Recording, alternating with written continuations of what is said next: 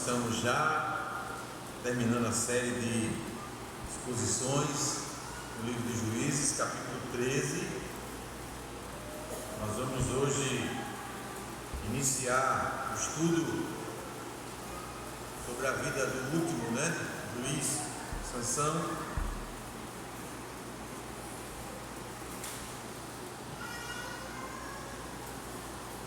Juízes capítulo 13, versículos 1 e 2. Versículos 1 e 2. Mas antes de nós fazermos a leitura com a igreja, gostaria de convidá-los a ler uma pergunta do Catecismo Maior de Westminster. A igreja presbiteriana do Brasil, ela tem os ciclos de fé, Confissão de Fé de Westminster, Breve Catecismo e Catecismo Maior, material riquíssimo teologicamente e doutrinariamente falando. Na pergunta 160, o Catecismo pergunta: o que se exige dos que ouvem a palavra pregada? Nós temos uma ideia comum a todos da necessidade do pregador se preparar. E isso é óbvio. Ele tem que se preparar em oração, estudo, reflexão. Ele tem que estar preparado para transmitir aquilo que vem da parte de Deus na sua palavra. Mas quanto àqueles que ouvem a palavra, o Catecismo Maior ele diz isso aí: exige-se dos que ouvem a palavra pregada que atendam a ela com diligência, preparação e oração, que comparem com as Escrituras aquilo que ouvem, que recebam a verdade com fé, amor, mansidão e prontidão de espírito, como a palavra de Deus, que meditem nela e conversem a seu respeito uns com os outros, que a escondam nos seus corações e produzam devidos frutos em suas vidas. Conversem a seu respeito não na hora da pregação, mas após a pregação. Que a pregação possa ser pelos ouvintes refletida no lar, na família, na comunhão com os irmãos, para que essa palavra venha frutificar em nossos corações. Você orou hoje, quando saiu de casa, ou agora de manhã, pelo pregador? Você se preparou em oração para ouvir a palavra de Deus? Às vezes nós esquecemos como isso é importante, meus irmãos. Tanto quanto importante enquanto o pregador está preparado. É você estar preparado para ouvir a Deus, orar ao Senhor silenciosamente, pessoalmente. Vir para a igreja ansioso de ouvir Deus falar pela sua palavra. Você fez isso? Vamos fazer agora? Feche seus olhos. Ore ao Senhor. Deus amado, nós te damos graças, Pai, pelo privilégio que muitos dos nossos irmãos espalhados pelo mundo agora não têm, essa liberdade de podermos estar reunidos em Teu nome, de podermos ouvir a explanação da Tua palavra, de podermos ler a Tua palavra. Muitos dos nossos irmãos do mundo afora são privados desse maravilhoso privilégio.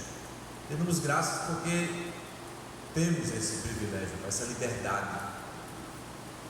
Mas, Senhor, nós também queremos colocar diante de Ti as nossas vidas como pecadores, falhos,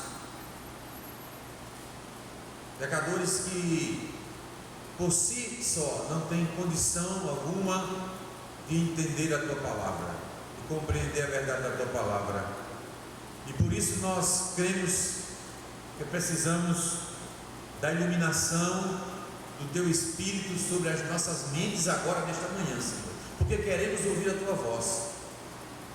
Não queremos, ó Pai, uma mente racionalista, sentimentalista, ó Pai, mas queremos estar debaixo da iluminação do Teu Espírito, para que possamos receber esta palavra com alegria, com amor, com fé, com disposição, Senhor, e colocá-la em nossas vidas. Ó Deus, em nome de Jesus, fala, Senhor, ao Teu povo, fala aos nossos corações, que nós precisamos ouvir de Ti nesta manhã, Pai, para a glória, louvor do Teu nome, para que aqueles corações que estão perturbados, aflitos, angustiados, sejam libertos pela Tua palavra, porque a verdade do Senhor liberta. Pai, em nome de Jesus nós a Te oramos. Amém. Meus amados, Juízes capítulo 13, versículo 1 e 2 apenas. Nós vamos hoje dar uma introdução, uma pequena introdução ao relato da história do juiz, do libertador Sansão. Versículos 1 e 2 de Juízes 13. Tendo os filhos de Israel tornado a fazer o que era mal perante o Senhor, este os entregou nas mãos dos filisteus por 40 anos. Havia um homem de Zorá, da linhagem de Dan, chamado Manoá, cuja mulher era estéril e não tinha filhos. Sansão, meus queridos, vai ser o último dos libertadores do livro de Juízes, chamados por Deus para libertar seu povo. A história de Sansão, ela é famosa pelos seus feitos, mas principalmente pela sua desobediência a Deus, pela sua fraqueza em ceder ao pecado e deliberadamente quebrar, romper o pacto que Deus havia feito com a sua mãe antes mesmo dele nascer. Sansão é o juiz ou o libertador que vai ser escolhido por Deus antes de nascer. É o único dentre os demais libertadores. Portanto, na vida de Sansão nós podemos testemunhar a graça de Deus em escolher a ele para ser libertador e a misericórdia de Deus em poder usá-lo apesar de Sansão, apesar da pessoa pecadora que era Sansão. Mas nós queremos antes, meus irmãos, pensar um pouco sobre alguns juízes que são denominados juízes menores. Você observou no final do capítulo 12 que o narrador, o escritor de Juízes, ele registra outros homens que também foram juízes em Israel, mas que não tem registrado mais detalhes sobre a vida desses homens. Foram líderes em Israel, mas não libertador como os demais juízes, que são denominados juízes maiores: Otoniel, Gideão, Jefté e o próprio Sansão. Esses juízes menores, se você voltar um pouco no capítulo 12, aí no finalzinho, no versículo 11 do capítulo 12, você vai ver esse registro do narrador, em que ele faz uma lista, elenca aqui alguns nomes desses juízes denominados juízes menores. Por que esses juízes não têm tanto destaque quanto os demais? Você observou isso? Ficou curioso? Por exemplo, ele fala de Ibizam. Tinha este 30 filhos e 30 filhas. A estas casou fora, e de fora trouxe 30 mulheres para os seus filhos. Julgou a Israel 7 anos, faleceu Ibzan e foi sepultado em Belém. Não fala mais nada, não dá mais detalhes. Depois ele registra outro juiz chamado Elon, o Zebulunita, que julgou a Israel 10 anos, faleceu e foi sepultado. Não fala mais nada. Versículo 13: depois dele, que é Elon, julgou a Israel Abdon, filho de Iléu, Piratonita. Tinha este 40 filhos e 30 netos, que cavalgavam 70 jumentos. Julgou Israel 8 anos, faleceu, foi sepultado, e aí termina a história dele. Você observa o detalhe que nesses juízes denominados menores, você não encontra o registro de que eles haviam libertado Israel da opressão dos seus inimigos. Não há nenhum feito extraordinário. Mas por que eles estão aqui registrados? Não podemos esquecer que Juízes é um livro que fala de uma transição de forma de governo. Está chegando a monarquia em Israel. E esses juízes, a cada um que Deus levanta, são levantados por Deus em momentos em que, por causa da desobediência do povo, do abandono do povo de Deus, Deus permite e usa nações ímpias para disciplinar seu povo. O povo clama. Deus então levanta um juiz. Há um ciclo, né? Os juízes maiores estão dentro desse ciclo. O povo peca, Deus manda a disciplina, o povo clama, Deus manda libertador, depois o povo peca novamente. É um ciclo. Esses juízes menores não estão dentro desse ciclo. Mas não é porque estão de forma positiva, muito pelo contrário. O livro de Juízes, a cada capítulo que você lê, vai demonstrando que Israel cada vez mais vai afundando no pecado, vai abandonando a Deus, se inclinando às coisas que eram desagradáveis ao Senhor. Então o livro de Juízes mostra que há necessidade de um líder, de um rei. O livro vai mostrar isso, vai apontar para a monarquia, e a monarquia chega. Saul vai ser um desastre. Deus levanta Davi e faz uma aliança davídica com Davi. Davi não foi perfeito, também pecador. Essas imperfeições, tanto nos juízes, quanto nos reis, quanto no povo geral, apontava para a perfeição de Cristo. Então Deus levanta Davi, mas Davi pecou, porque o rei ideal e pleno é Cristo, não Davi. Davi apontava para Cristo.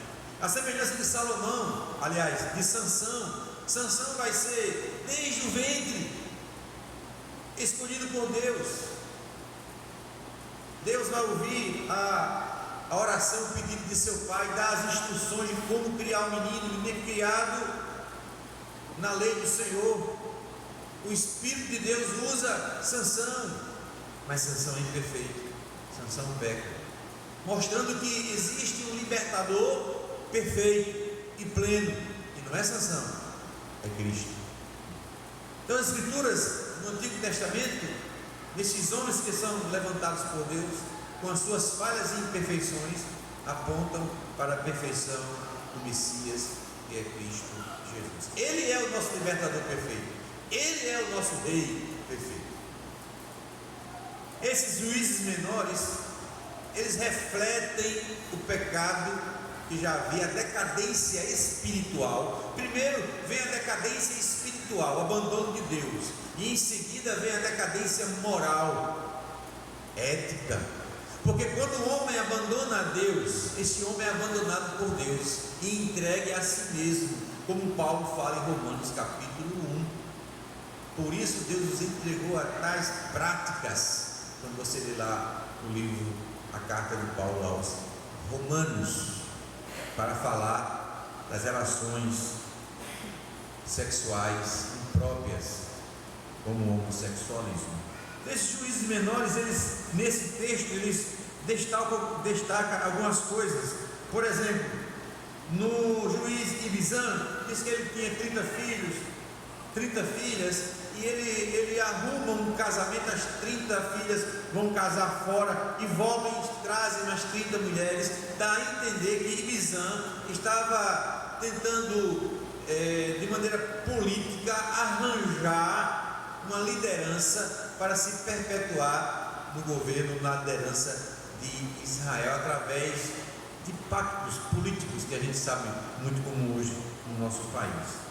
Ibizam morre e não está relatado mais nada a respeito dele, nenhum ato heróico, nada, mas apenas esse intento de poder perpetuar-se no poder. Depois vem Elon, e não se fala nada de Elon, apenas que ele julgou 10 anos em Israel. Abdon, diz o texto que os seus filhos eram de 40 filhos e 30 netos. Ele estava querendo formar uma dinastia, né? Seu filho pudesse substituir o seu neto e assim por diante. Interessante aqui um aspecto, quando eles cavalgavam em 70 jumentos. Naquela época apenas os reis tinham essa prerrogativa, né? Como Gideão. Eles estão demonstrando que eles queriam de fato ser rei, reinar sobre Israel. Então, a cada momento que passava, o povo cada vez mais era decadente espiritualmente e, consequentemente, na moral. Versículo do capítulo 13 é uma afirmativa que você vê durante todo o livro de Juízes, mas aqui é a última vez, que diz: tornaram a fazer o que era mal perante os olhos do Senhor, perante o Senhor. Este o Senhor os entregou nas mãos dos filisteus por 40 anos. Sansão, ele vai libertar, não de maneira perfeita e plena, Israel da opressão dos filisteus. Sansão vai apontar para quem? Davi, que vai de maneira plena de libertar Israel da opressão dos filisteus, quando ele mata Golias. Mas Davi, ele não é o libertador perfeito, ele aponta para o libertador perfeito, Cristo Jesus, que vai nos libertar deste mundo tenebroso, nos desarraigar deste mundo que está em trevas, vai nos libertar do domínio do pecado, da opressão de Satanás, do mundo. Eu quero chamar a atenção, meus irmãos, a essa colocação do texto, e aqui é a última vez que é colocada, que eles fizeram o que era mal perante o Senhor. Na versão mais literal, fizeram o que era mal perante os olhos do Senhor.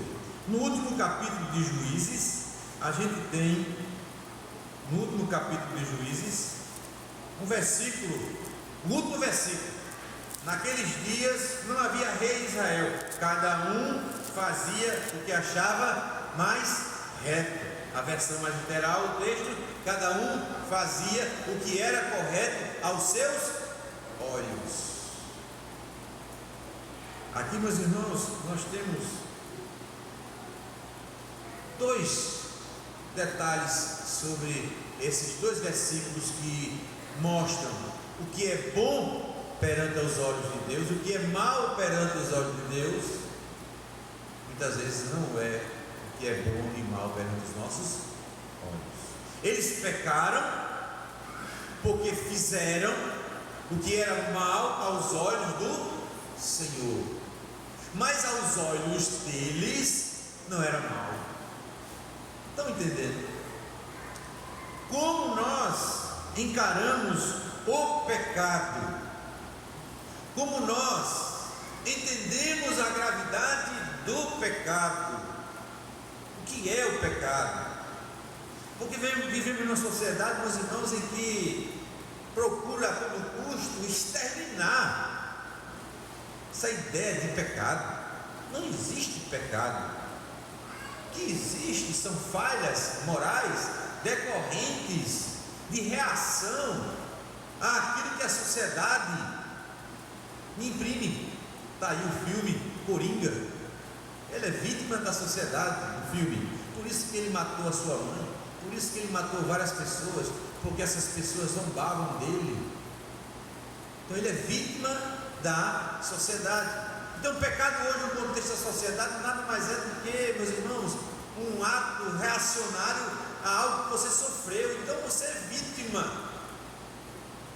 Então é muito importante isso, meus irmãos, porque situações em nossas vidas, muitas vezes nós achamos que não é pecado aos nossos olhos, mas aos olhos do Senhor, sim, é pecado, porque pecado sempre é pecado, não importa como você veja, porque aquilo que a palavra de Deus declara que é pecado segundo a palavra de Deus. O que eles estavam fazendo, e nós também fazemos, é tentar racionalizar através das ciências, da filosofia, da sociologia, e aí então justificarmos certas ações, atos, palavras nossas, que primeiramente agridem a Deus, atingem a Deus, depois ao próximo. Como nós podemos então definir o que é pecado? Eu vou citar aqui agora um breve catecismo. Citei inicialmente o catecismo maior. O breve catecismo, na pergunta 14, diz: o que é pecado? O que é pecado? Ele responde: pecado é qualquer falta de conformidade com a lei de Deus ou qualquer transgressão dessa lei. Então o que vai me dizer o que é pecado não são minhas experiências, não são os meus traumas, mas é a lei de Deus. Quando essa lei ela é transgredida, ou quando o meu ato não está de conformidade, está fora do padrão dessa lei, isso é pecado. A pergunta 17 do breve catecismo: qual foi o estado a que a queda reduziu o gênero humano? Quando Adão pecou, ali juntamente com Eva, trouxe então uma maldição a toda a sua descendência. Nós somos filhos de Adão, mas em Cristo nos tornamos filhos de Deus. Qual é o estado então daqueles que estão sem Cristo hoje? A queda reduziu o gênero humano a um estado de pecado e miséria. Então a raça humana fora de Cristo está nesta condição de pecado, de transgressor e de miséria. Não há outra definição, meus irmãos, com relação a isso. A pergunta 18 ainda diz: em que consiste o estado de pecado e miséria em que o humano caiu, o ser humano caiu, ou o homem caiu? O que consiste? O estado de pecado em que o homem caiu consiste culpa do primeiro pecado de Adão. Então a culpa de Adão está sobre nós, somos culpados. Na falta de retidão original, quando Adão foi criado, ele foi criado reto, mas após o pecado, ele não está mais reto diante de Deus, perdeu essa retidão. E na corrupção de toda a sua natureza, os efeitos noéticos do pecado. O que é isso? Sua mente, seu raciocínio, suas emoções, seus sentimentos estão contaminados pelo pecado.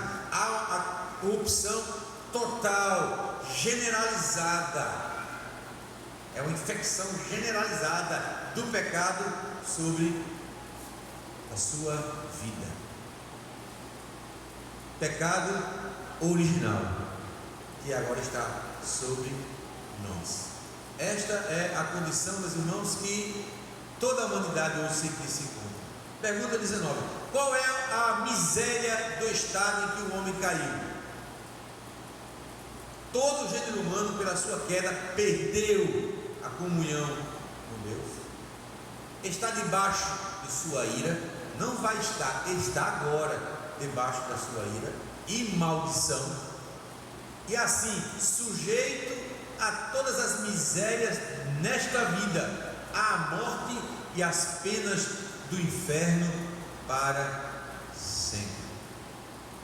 Ou seja, pecado, na definição do breve catecismo, é algo seríssimo, é algo poderoso, claro, no sentido negativo.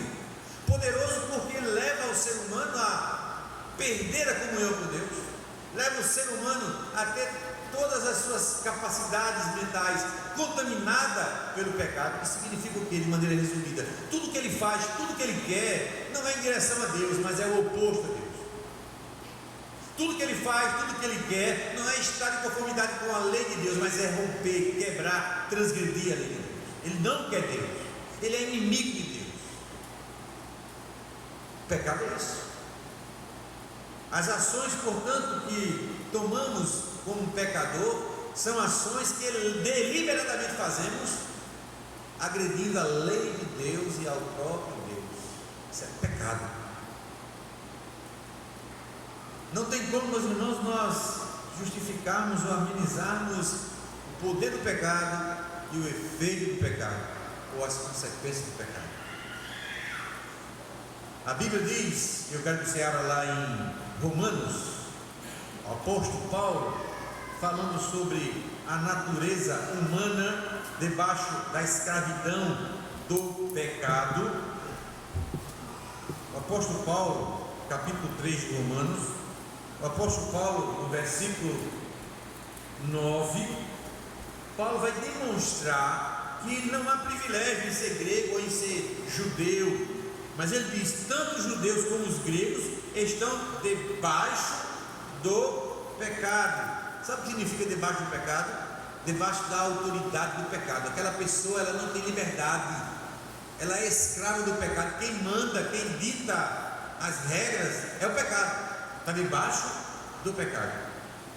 Como está escrito, aí Paulo cita as escrituras do Antigo Testamento: não há justo, nenhum sequer, não há quem entenda, não há quem busque a Deus, todos se extraviaram, a uma se fizeram inúteis, não há quem faça o bem, não há quem um sequer, não há.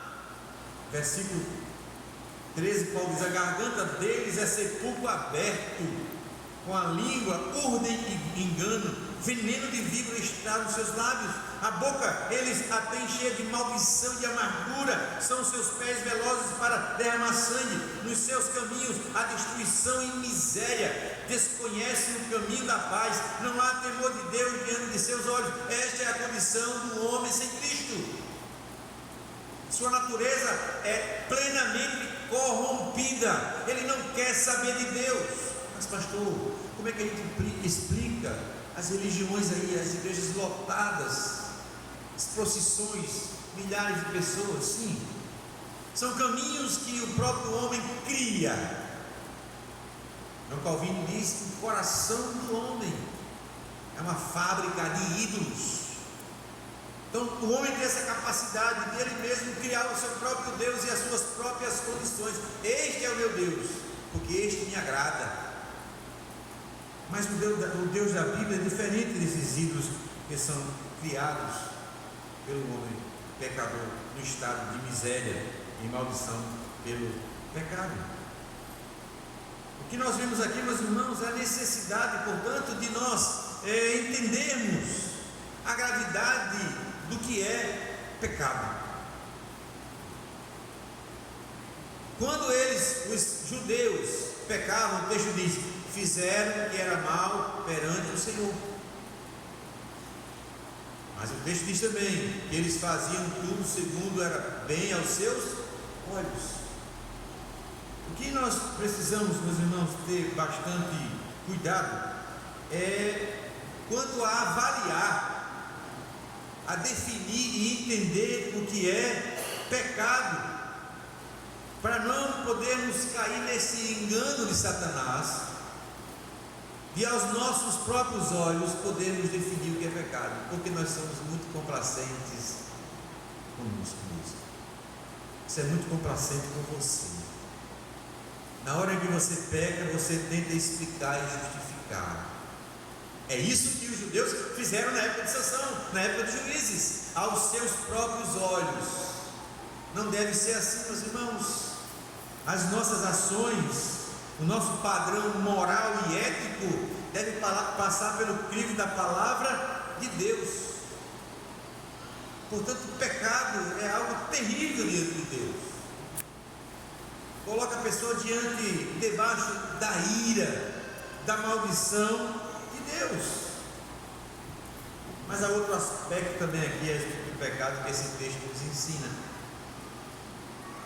É a armadilha do pecado. O pecado, meus irmãos, a gente sabe a história de Sansão, que ele mata no leão, e a gente vai ver isso nos próximos domingos, né? Sansão, ele tem o voto de Nazireu, ele não podia tocar em cadáver, coisa imunda, impura, não podia beber bebida forte.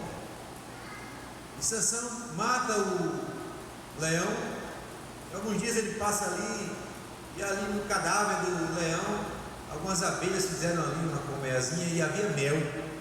Mas ele não podia, porque ali era um imundo, um corpo defunto, né? O leão, ele não podia tocar em coisa imunda, porque ele era nazireu. Mas ele vai encantado pela doçura do mel. Salomão, ele vê apenas a doçura do mel, ele não vê a podridão que está ao redor. Assim, meu querido, minha querida, é o pecado. A gente só enxerga a princípio a doçura do pecado, como é bom, mas nós não enxergamos a podridão em que está envolta essa doçura. Thomas Brooks, pastor do século XVII, ele diz: Satanás reveste o pecado com as cores da virtude. Nos enganamos com o pecado. O pecado tem essa capacidade de, aos nossos próprios olhos, nos iludir, nos fazer achar que é doce, mas que no final se torna amargo. O pecado tem nos iludido muitas vezes. O pecado tem esse poder de nos enganar. Quando nós procuramos olhar e entender o pecado apenas pelos nossos olhos, precisamos, meus irmãos, olhar o pecado a partir dos olhos do Senhor, pela sua palavra, que é o padrão estabelecido por Deus. Esta é a condição do homem sem Jesus, escravo do pecado, debaixo da ira, debaixo da maldição. Mas para aqueles que estão em Cristo, será que essa condição é a mesma? Será que o crente em Cristo, ele, depois que conheceu a Cristo, foi iluminado, participa das coisas celestiais, ele pode se deliciar, sentir prazer no pecado e não se envergonhar? Qual foi a última vez que você chorou pelo seu pecado? Qual foi a última vez que você entendeu que a sua desobediência, ela entristece a Deus?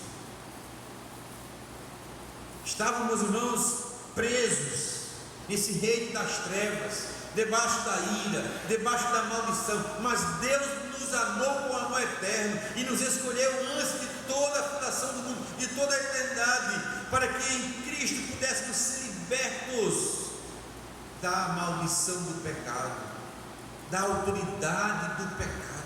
Você agora em Cristo não é mais devedor ao pecado, mas você pode em Cristo dizer não ao pecado, sair do lamaçal de pecado que envergonha o seu Senhor, que envergonha o seu Deus e que só traz para você maldição.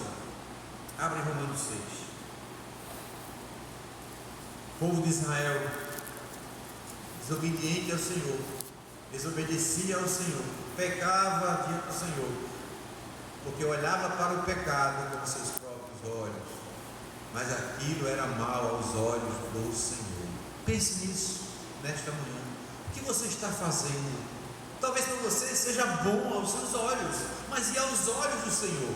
Aos olhos de Deus é uma coisa correta, é uma coisa certa, é uma coisa que agrada a Deus? Não tente justificar, não tente se explicar diante de Deus, apenas deixe Deus falar o seu coração nesta manhã. Em Romanos 6, Paulo vai dizer: permaneceremos no pecado para que a graça mais abunde, ou seja, abundante? Paulo diz: de modo nenhum, meus irmãos. Como? Viveremos ainda no pecado nós, os que para Ele morremos? Ou porventura ignorais que todos nós que fomos batizados em Cristo, fomos batizados na sua morte? Fomos sepultados com Ele na morte pelo batismo, para que com Cristo foi ressuscitado dentre os mortos para a glória do Pai, assim também andemos nós em novidade de vida. Então, crente, discípulo de Cristo, nova criatura, não pode ter pecado de estimação, porque você não mais é devedor ao pecado. Você nesta manhã precisa romper com o pecado, porque Cristo lhe dá este poder e essa autoridade. Conhecereis a verdade, e a verdade vos libertará. Vai doer, na sua carne vai doer, dói, mas você vai ver que a graça de Deus vai encher seu coração, vai abrir seus olhos, e hoje você vai ver o lamaçal em que você estava envolvido, a podridão para você se encontrar. Peça para Deus abrir os seus olhos essa manhã. E você não mais é devedor ao pecado, você agora é discípulo, é escravo de Cristo e não do pecado. Aí Paulo diz no versículo 10: pois quanto a ter morrido de uma vez para sempre, morreu para o pecado, mas quanto a viver, vive para Deus. Leia comigo 11: assim também vós considerai-vos mortos para o pecado, mas vivo para Deus em Cristo Jesus. Aí Paulo diz: não reine, portanto, o pecado em vosso corpo mortal. Ele parte do indicativo para o imperativo. Antes de Paulo dizer que é o imperativo, não reine o pecado em vocês, por quê? Ele volta ao imperativo, ao indicativo. Qual é o indicativo? É a razão por que você não pode ser dominado pelo pecado. Qual é a razão? Ele diz: considerai-vos mortos para o pecado, mas vivos para Deus em Cristo Jesus. Então olhe para o pecado agora, não com seus olhos, não com o seu entendimento, com a sua razão, porque está tudo contaminado pelo pecado. Olhe para o pecado em sua vida com os olhos de Deus, pela lei de Deus, pela palavra de Deus. Não tente se justificar, não tente se explicar. A solução do pecado só tem um caminho, meus irmãos: confessar, se arrepender e deixar. Mas para que isso aconteça, seus olhos precisam ser abertos, e estando abertos, o Espírito Santo vai lhe dar força para você, a partir desta manhã, abandonar o pecado da sua vida, porque você não é mais escravo do pecado, você agora é livre em Cristo Jesus. Então olhe para o pecado, encare o pecado como algo gravíssimo, como algo sério diante de Deus. Mas louvado seja o nome do Senhor, porque sendo nós ainda pecadores, enviou Cristo para que morresse por nós, para que nos libertasse deste mundo tenebroso, nos desarraigar, nos arrancar deste mundo que está em trevas. Então você, meu irmão, minha irmã, você é filho do reino da luz. Pecado é acidental, ele não pode mais ser algo diário, ele não pode ser algo que faz parte da sua vida, porque a sua vida agora pertence a Cristo. Você agora é livre em Cristo Jesus. Sabe por que isso está registrado em Juízes 13? Para mostrar a nossa fraqueza, para mostrar enquanto somos fracos, para mostrar que porque somos fracos, precisamos de um rei que cuide de nós, precisamos de um Salvador que nos ajude, que é Cristo Jesus, o Filho de Deus. Portanto, não reine mais o pecado em vosso corpo mortal. Que o Senhor nos abençoe em nome de Jesus. Vamos orar, meus amados? Vamos falar com o nosso Deus e Pai. Quero lhe convidar a ficar de pé e a gente orar.